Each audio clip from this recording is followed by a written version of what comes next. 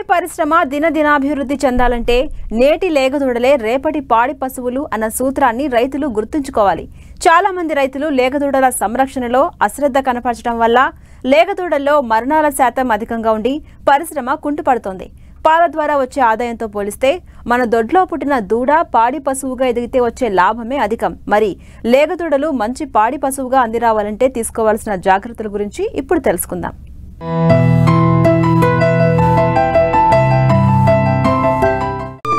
శాస్త్రీయంగా చేపట్టే దూడల పోషణ మందవృద్ధికి నాంది. ఆరోగ్యవంతమైన లేగదూడల పెంపకం డైరీ అభివృద్ధికి పునాది లాంటిది అనడంలో సందేహం లేదు.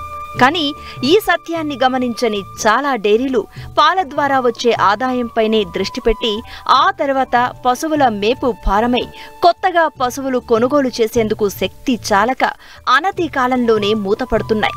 మన ప్రాంతంలో దూడల పెంపకంపై ఉన్న నిర్లక్ష్యం వల్ల ముఖ్యంగా గేదె దూడల్లో ఏటా 20 నుండి 30% పైగా మరణాలు సంభవిస్తున్నాయంటే అతిశయోక్తి కాదు. పాడి పరిశ్రమను ఒక ఆదాయ వనరుగా చూడడమే తప్ప దూరదృష్టి లేకపోవటమే దీనికి ప్రధాన కారణంగా చెప్పవచ్చు. మేలుజాతి లేగదూడల సంరక్షణకు పాడి గేదెలు లేదా ఆవులు చూడితో ఉన్నప్పటి నుంచే తగిన జాగ్రత్తలు తీసుకుని పుట్టిన సంవత్సరన్నర వరకు సంరక్షించగలిగితే 2వ ఏట చూలు కట్టి పాడి పశువుగా అందివస్తుంది. ఆవు దూడలైతే 18 నెలలకే చూలు కడతాయి.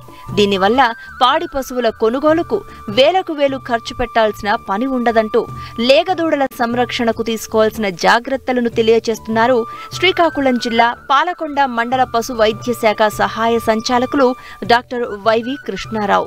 ముఖ్యంగా ఏంటంటే దూడ పుట్టిన వెంటనే జున్ను పాలు అంటే కొలెస్ట్రాల్ మిల్క్ అంటాము, దాన్ని మనం తాగించాలి. చాలా మందికి అపోహలు ఉంటాయి, అవి తాగిస్తే ఎక్కువగా తాగితే పవర్గా ఉంటాయని. కానీ వాటిలో ఇమ్యునోగ్లోబులిన్స్, విటమిన్స్ అన్నీ ఉంటాయి.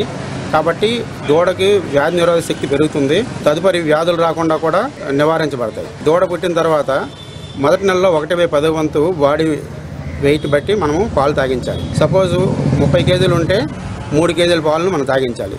2వ నెలలో వచ్చేటప్పటికి 1/15 వంతు, 3వ నెలలో వచ్చేటప్పుడు 1/20 వంతు చొప్పున మనం పాలు తాగించాలి. తర్వాత అక్కడి నుంచి దాణా మనం అలవాటు చేసుకుంటే ఈ పాలు మనం తాగించాల్సిన అవసరం లేకుండానే మెయింటైన్ చేసుకోవచ్చు. అదేవిధంగా డివర్మింగ్ అంటే నట్టల నివారణ మందులు కూడా మనము తాగించాలి. వాటికి ఏంటంటే మొదట పుట్టిన 10 రోజులకి ఒకసారి, తర్వాత అక్కడి నుంచి 15 రోజులు చొప్పున 3 నెలల వరకు మనం తాగించాలి. అక్కడి నుంచి ప్రతి నెల మనం 6 నెలల వయసు వరకు మనము నట్టల నివారణ మందులు మనము తాగించాల్సి ఉంటుంది. తర్వాత ఏంటంటే చూడు పశువు కూడా మనము నట్టల నివారణ మందులు తాగించాలి. ఎందుకంటే తల్లి నుంచి పుట్టే దూడకు కూడా ఇవి సంక్రమించే అవకాశం ఉంది. కాబట్టి మనము నట్టల నివారణ మందులు మనం తాగించాలి. అదేవిధంగా మనము వ్యాధి నిరోధక టీకాలు కూడా పశువులకు మనం ఇప్పించాలి. అవేంటంటే గాలికుంటి వ్యాధి నిరోధక టీకాలు, అవి పుట్టిన 3 నెలల వయసులో మనం వేయించాలి. 3 విడతలుగా మనం వేస్తున్నాము ప్రజెంటు ఈ టీకాలు. అదేవిధంగా గొంతువాపు, జబ్బువాపు రాకుండా కూడా వ్యాధి నిరోధక టీకాలు వేసుకోవాలి.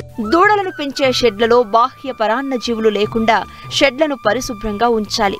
బాహ్య పరాన్న జీవుల నివారణకు క్రమం తప్పకుండా మందులు వాడుతూ అంటువ్యాధులు ప్రబలకుండా నియమావళి ప్రకారం టీకా మందులు ఇప్పించాలి.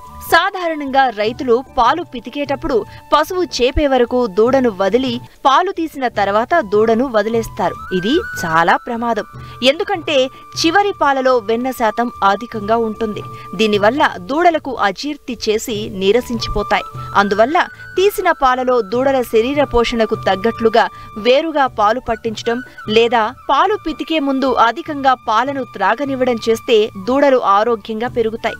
ఈ విధమైన జాగ్రత్తలతో లేగ దూడలను సంవత్సరం వరకు సంరక్షిస్తే ఆ తరువాత సమస్యలు ఉండవు. కనుక మేలైన పాడి పశువులుగా తీర్చిదిద్దుకోవచ్చు.